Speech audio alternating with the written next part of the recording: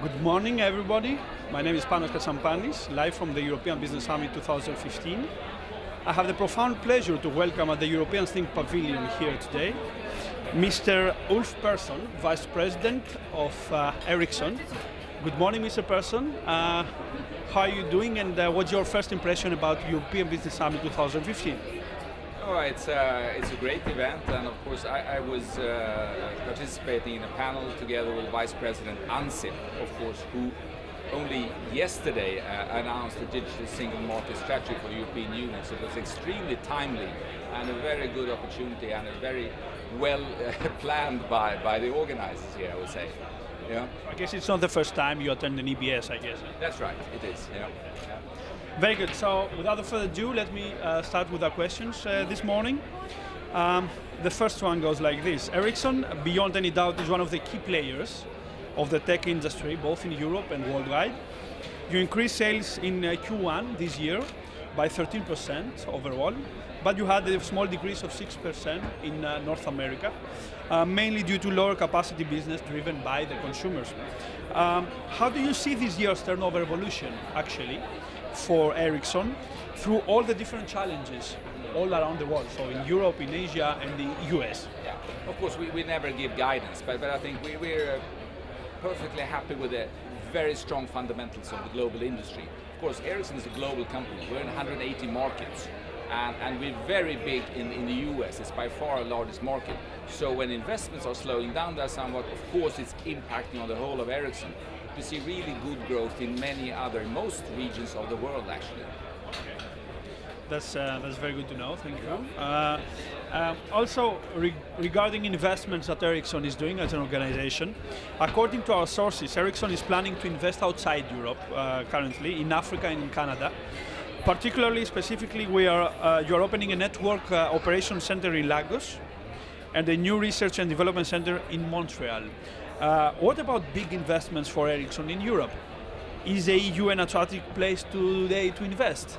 Definitely, and I should emphasize that in spite of the fact that Ericsson is a global company, a true global company, and we have 80% of sales outside of the European Union, we remain as having our largest, most important base in Europe. We actually do 60% of our R&D in the European Union, in many European Union countries, and not only Sweden, it's Hungary, it's Germany and Italy, etc.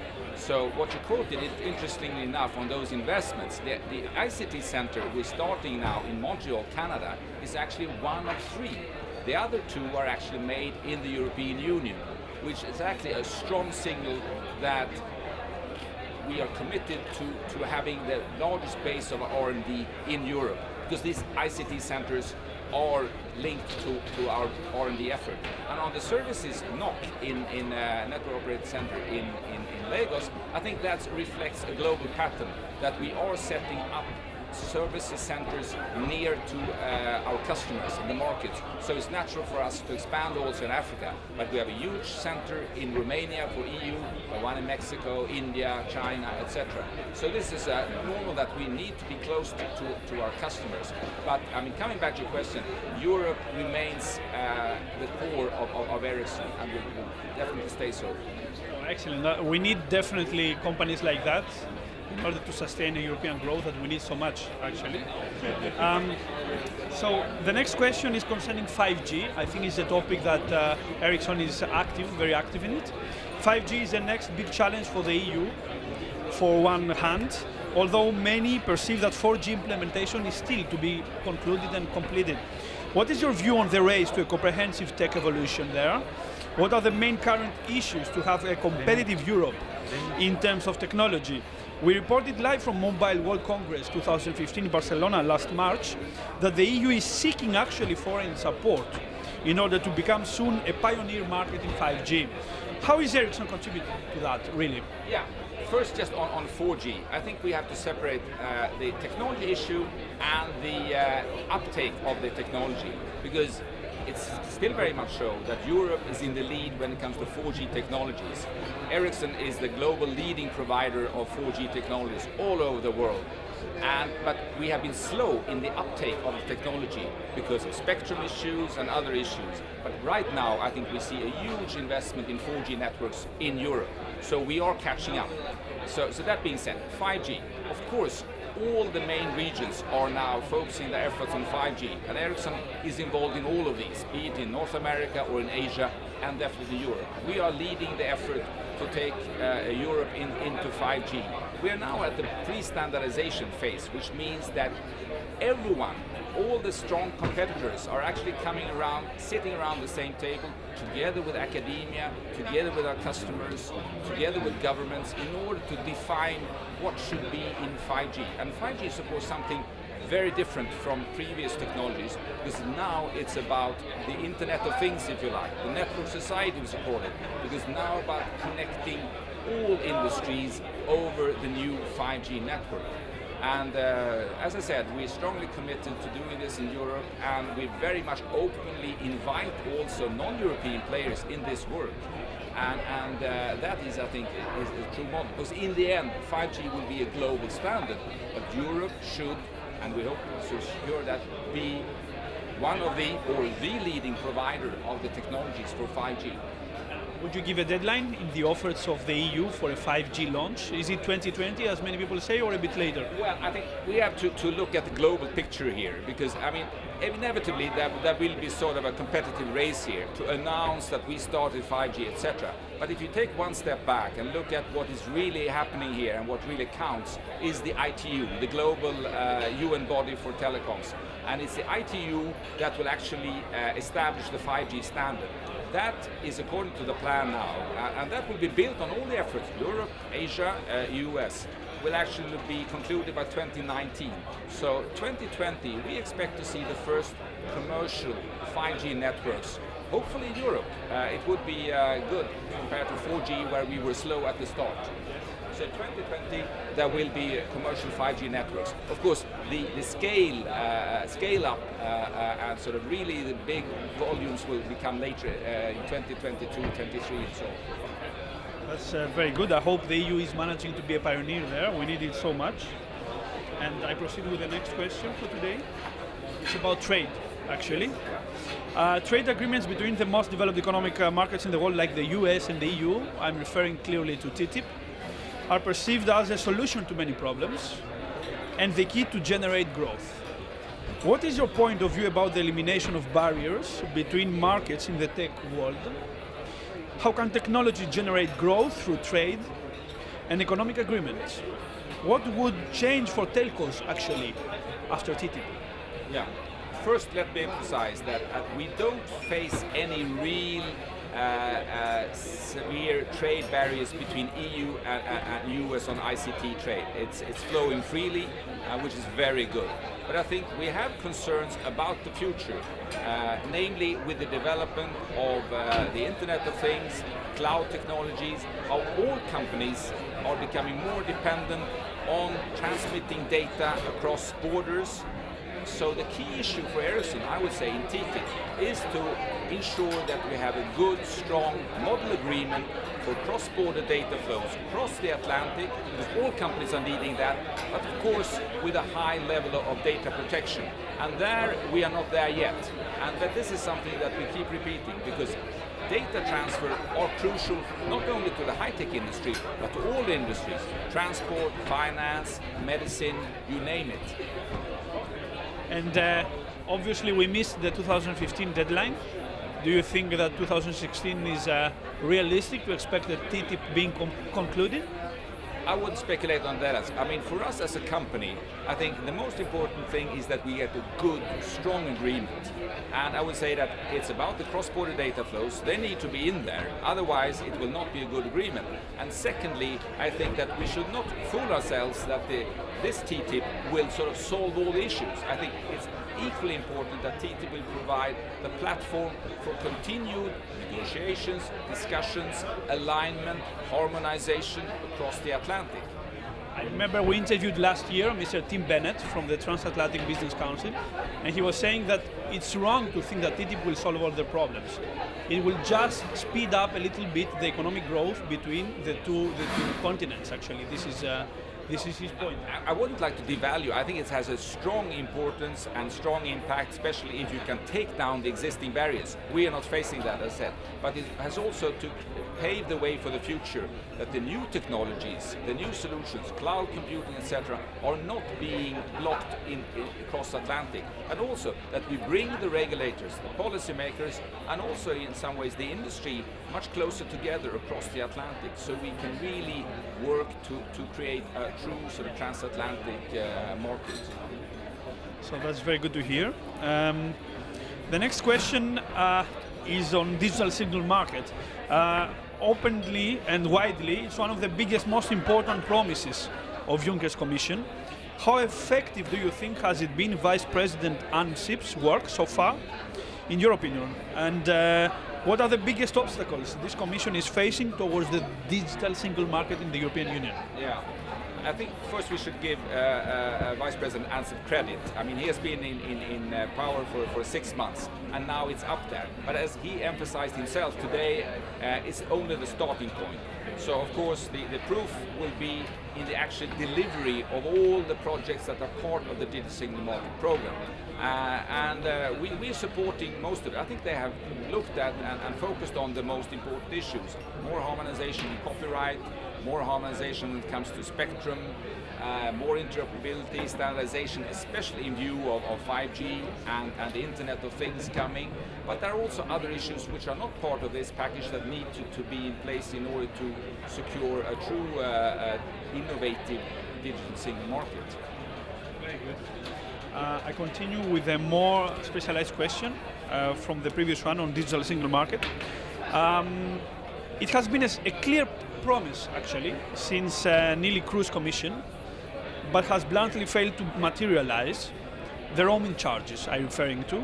The EU consumer was anticipating the complete elimination of roaming charges, and instead he gets nothing. Why, in your opinion, has it taken so long to get to an agreement on this matter between the national telcos and the Commission? When will the member states be convinced to move beyond the protection of the national telcos? It's an impossible question to answer, and I don't have the answer. And I think that it's a very complex issue, obviously. But in general, just and sort of delinking it really from the roaming issue, I think that mobile broadband, especially, I mean, I'm not talking about voice roaming and that data, sort of mobile broadband is such fundamental importance to everyone, to companies, to citizens, in their private life, in their business life, etc. So I think we are strongly in favor, of course, everything that could simplify and make it easier for companies and consumers to reap the benefits of mobile broadband.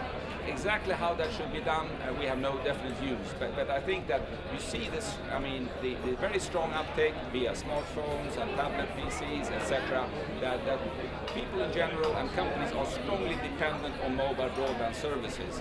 So if that can be facilitated also across borders is something we welcome, but we have no specific views on the tools being used for that. That was very clear, and thank you very much for that. Now going back to Ericsson and your studies that you publish very often, very interesting ones. According to a report published by your Ericsson Consumer Lab called Embracing Data Sharing, Ericsson found that the typical shared data plan user will be different in the future, with more data-hungry smartphone users signing up.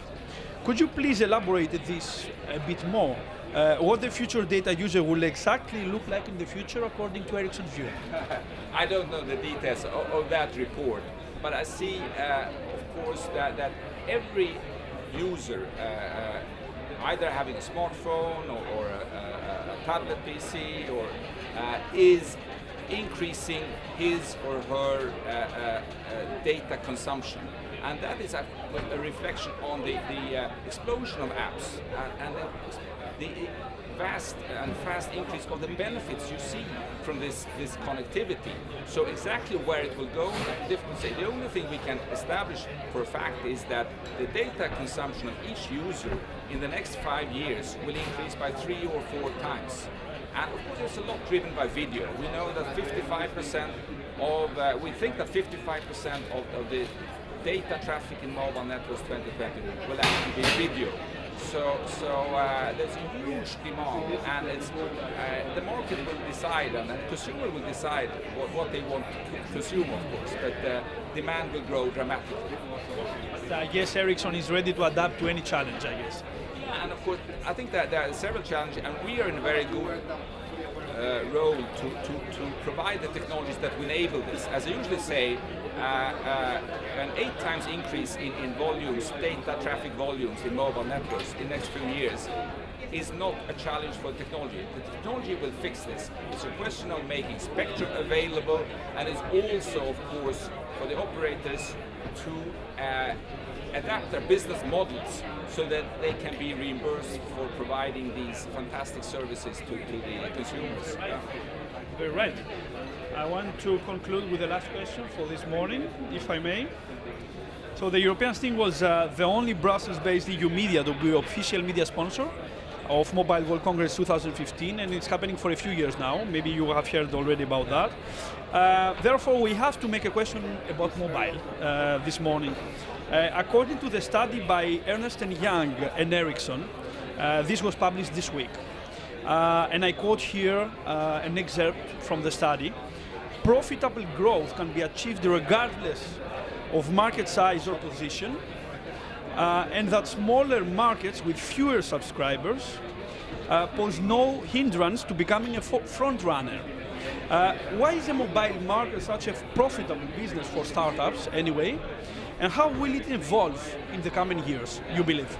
I think that this study, what it looked at was to differentiate between the different approaches that operators have taken in different markets, and what are the results of those different approaches. And the so-called front runners are those that have been investing a lot in network quality, high quality networks, being out early with innovations, etc. And that has paid off. You can see that they have a higher return on investments.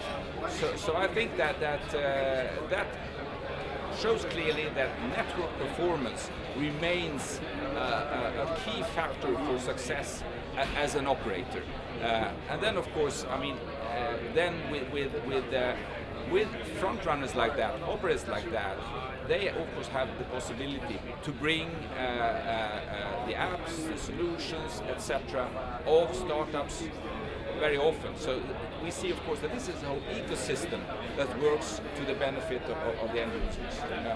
And European Business Summit 2016, what would be your main aspiration?